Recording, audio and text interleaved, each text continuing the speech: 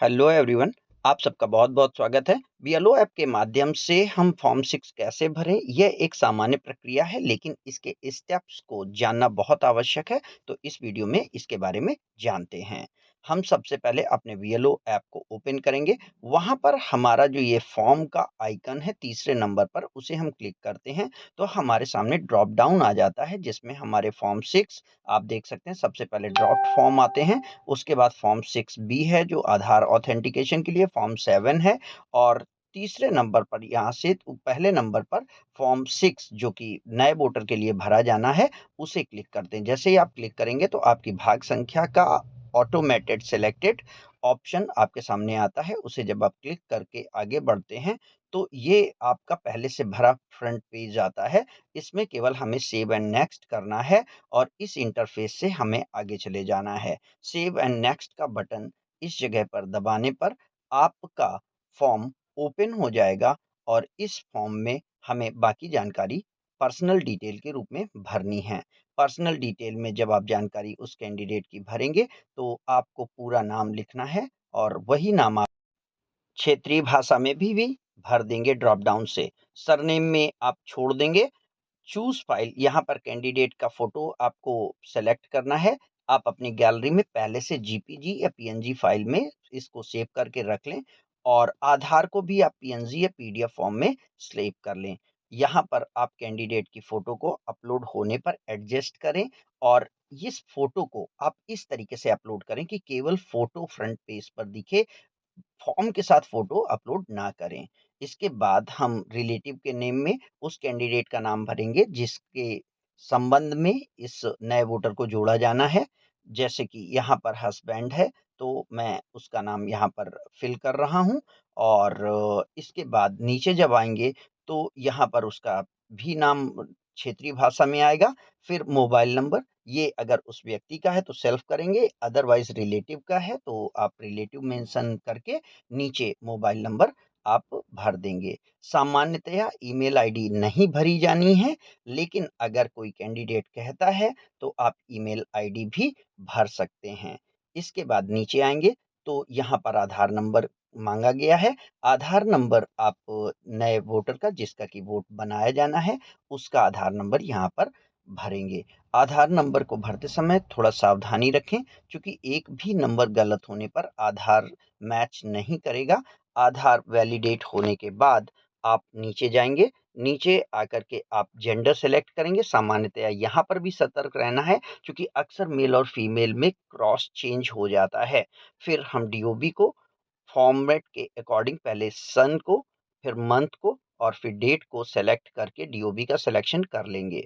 DOB के selection के बाद हम फिर नीचे आएँगे। यहाँ पर डीओबी के लिए प्रूफ़ हमने आधार दिया हुआ है।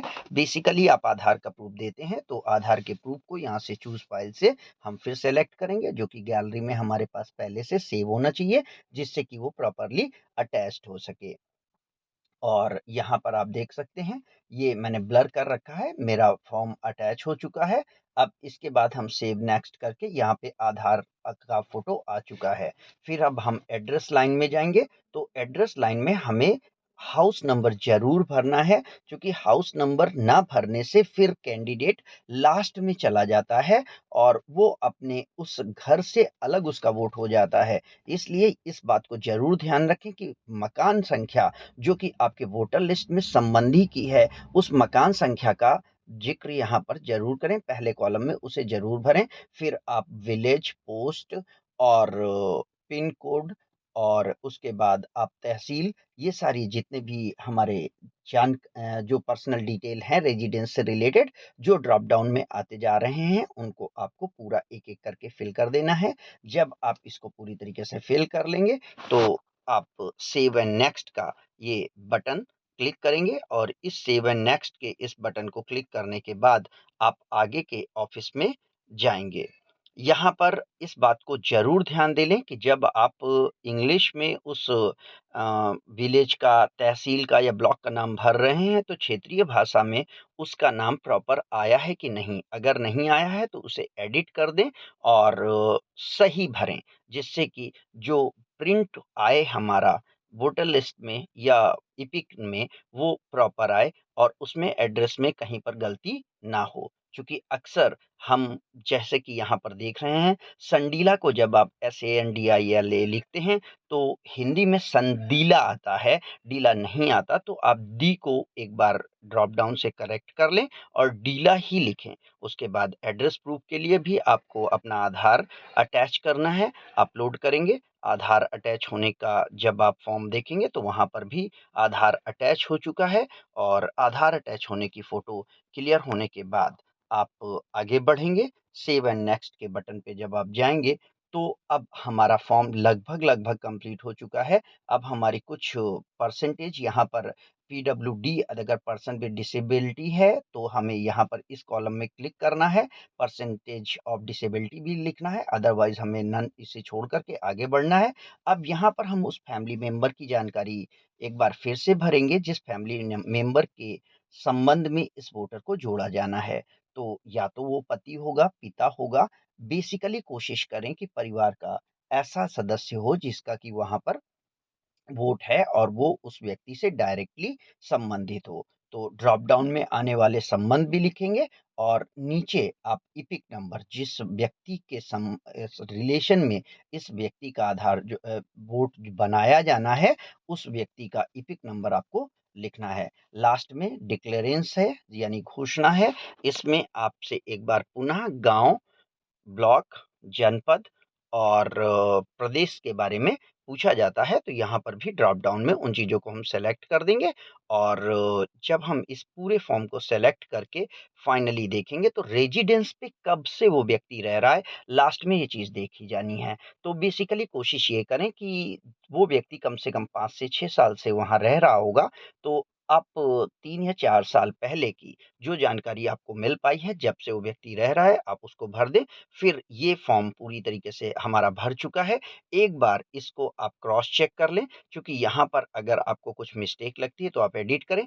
एपिक के फॉर्मेट पे भी आप इस बात को देख लें कि एपिक में किस तरीके से उसका नाम आएगा और किस तरीके से एपिक शो होगा। इस तरीके से एपिक को और फॉर्म को दोनों को देखने के बाद आप सबमिट करेंगे। यहाँ पर ये सक्सेसफुली सबमिटेड का रेफरेंस नंबर आ जाता है। इसे आप कहीं पर नोट करके रख लें, ये भविष्य में आपके काम आएगा। फिर वेरिफिकेशन के लिए हम चेकलिस्ट में जाएँगे और यहाँ पर ये फॉर्म हमें दिख रहा है। इस फॉर्म को जब हम नीचे क्लिक करेंगे तो फिर से वही फॉर्म हमारे सामने वेरिफिकेशन के लिए आता है। जब इस फॉर्म को हमने भरा हुआ है तो हम इसकी सारी डिटेल जानते हैं। इसमें सेम है, चूँकि हमें इसे वेरीफ़ाई करना है तो सारी जगह पर सेम डिटेल होगी और सारी जानकारी सेम रहेगी। अगर आपको इसकी जानकारी देखनी है तो अटैचमेंट पे आप जाकर के डाउनलोड अटैचमेंट पे जाएँगे, वहाँ पर फ़ोटो क्लिक करके आप उसकी वेरिफ़िकेशन देख लेंगे। यहाँ पर ये सारी जानकारी चूँकि अभी भरी गई है और क्लियर है, पर्सनली मेरे द्वारा भरी गई है, तो मुझे सारी जानकारी पता है कि सेम है। इसको क्लियर करने के बाद जब नीचे आएँगे, तो पूछा जाएगा कि क्या सारा डॉक्यूमेंटेशन आपका सेम है? अब यहाँ पर बात आती है कि जब आपने एप्लीकेंट को विज़िट किया, तो वो अवेलेबल था कि नहीं? तो जब हम वेरीफ़ाई कर रहे हैं, तो एप्लीकेंट अवेलेबल होगा। अगर आप इसमें ऑब्जेक्शन करते हैं, तो जो रीज़न हो वो आप दिखाएँ। नीचे आप फाइनली वेरिफाइड का आप एंडोर्समेंट दे कर के फॉर्म को फाइनली वेरीफाई कर देंगे और इस तरीके से ये फॉर्म हमारा वेरीफाई हो चुका है। तो इस तरीके से आप बीएलओ ऐप के माध्यम से अपने फॉर्म को भर सकते हैं, वेरीफाई कर सकते हैं और उसे चेक कर सकते हैं। धन्यवाद।